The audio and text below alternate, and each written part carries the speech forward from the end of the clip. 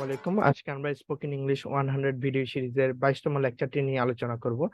আজকে আমরা দেখব most important topic to make sentence. Sentence make করার ক্ষেত্রে হচ্ছে যে মোস্ট একটা ইম্পর্টেন্ট টপিক হচ্ছে প্রিপোজিশন। আপনারা জানেন প্রিপোজিশন হচ্ছে যে আমরা প্রতিনিয়ত প্রত্যেকটি সেন্টেন্সে মেক করার ক্ষেত্রে আমাদের ইউজ করতে হয়।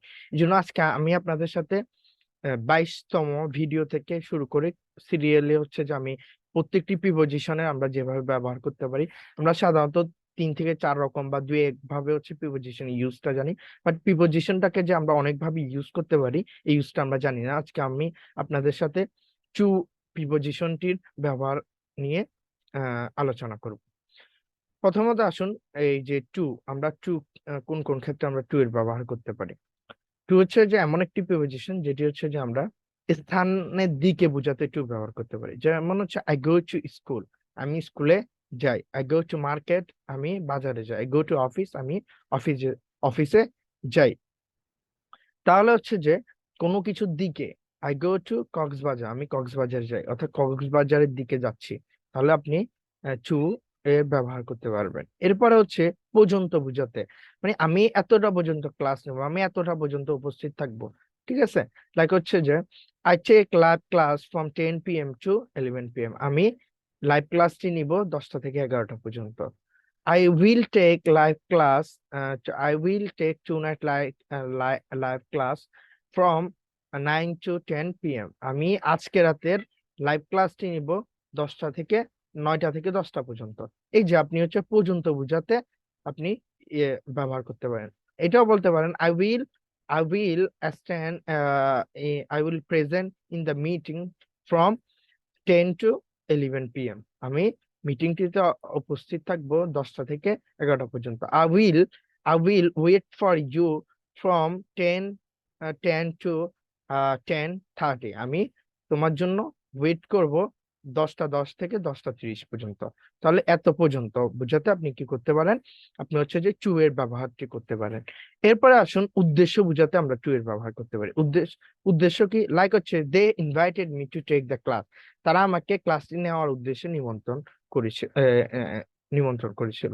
আপনি বলেন they invited me to attend this meeting, তারা আমাকে তারা আমাকে ক্লাসটি নিতে বা ক্লাসটি নেওয়ার উদ্দেশ্যে নিমন্ত্রণ করেছিল। অর্থাৎ উদ্দেশ্য নিতে নিতে আমাকে করতে, খেতে।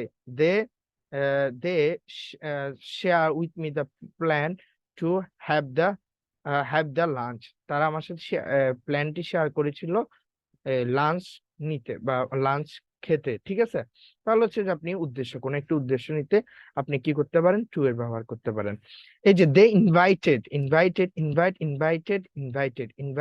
হচ্ছে ভি2, অর্থাৎ প্রেজেন্ট পাস্ট ফর্ম, অর্থাৎ দে ইনভাইটেড মি, তারা আমাকে নিমন্ত্রণ করেছিল মি টু টেক দ্য ক্লাসটি নিতে। কারো কাছে কারো কাছে বুঝাতে, Ariful Islam come to me study, Ariful Islam come to me study, Ariful Islam came to me study, যেহেতু গতকালকে, স্টাডি মিন্স গতকালকে, তাহলে আপনাকে বলতে হবে came. Ariful Islam came to me study, Ariful Islam গতকালকে আমার কাছে এসেছিল। এই যে এই ক্ষেত্রে কেম, অর্থাৎ কেম হচ্ছে ভার্বের পাস্ট ফর্ম, এই জন্য আপনি ইউজ করতে পারবেন। এরপরে হচ্ছে যে আপনি আবার এটাও বলতে পারেন আরে Tanvir come come to me come to me regularly, Tanvir আমার কাছে প্রতিদিন আসে।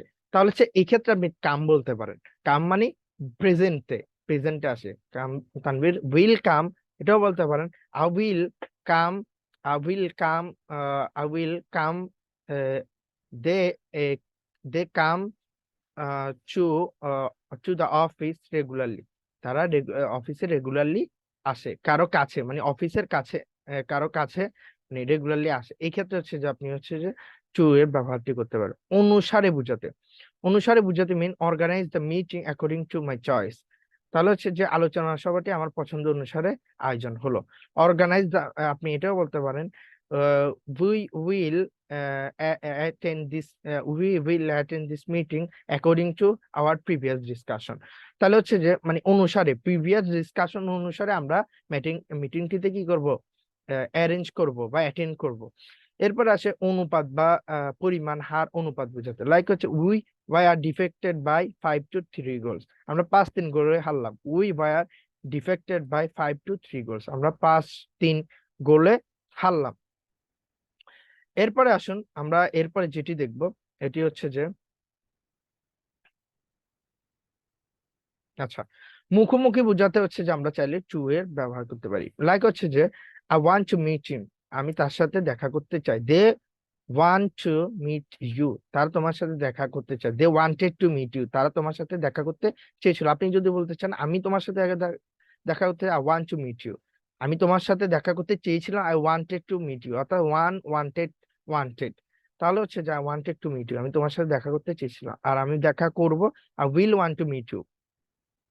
You should want to meet them, তোমার তাদের সাথে দেখা করা উচিত। তাহলে হচ্ছে মুখোমুখি অর্থাৎ কারোর সাথে দেখা করা, মানে আপনার এই ক্ষেত্রে হচ্ছে যে আমরা হচ্ছে মুখোমুখি বোঝাতে আমরা টু এর ব্যবহার করতে পারি। সাক্ষাৎ করা, দেখা করা, সীমানার বাইরে বোঝাতেও আমরা টু ব্যবহার করতে পারি। Pakistan is to the West of our country, Pakistan আমাদের দেশের পশ্চিমে অবস্থিত। তাহলে আপনি অন্য একটা দেশ কোন দিকে অবস্থিত এটি বুঝাতে আপনি টু এর ব্যবহার করতে পারবেন। সময় বাকি আছে বুঝাতে আমরা টু ব্যবহার করতে পারি। ইট ইজ 11:45 বাই 10, 10টা বা 11টা বাজতে 15 মিনিট বাকি আছে। ইট ইজ 9:45 9টা বা 10টা বাজতে 15 মিনিট বাকি আছে। সময় বাকি আছে বুঝাতে আমরা টু ব্যবহার করতে পারি। Thank you so much. ভিডিওটি ভালো লেগে থাকলে লাইক করবেন এবং সাবস্ক্রাইব করবেন। ইনশাল্লাহ দেখা হবে 23তম ভিডিওতে। আহ আমাদের এই চ্যানেলটিতে স্পোকেন ইংলিশ বিষয়ক 100 একটি ভিডিও সিরিজ, পাশাপাশি 200+ ইম্পর্টেন্ট স্ট্রাকচারের ভিডিও সিরিজ আছে, এবং আমরা এই চ্যানেলটিতে চেষ্টা করছি those people who are trying to improve there spoken English, we are now trying to help them. Thank you so much everyone.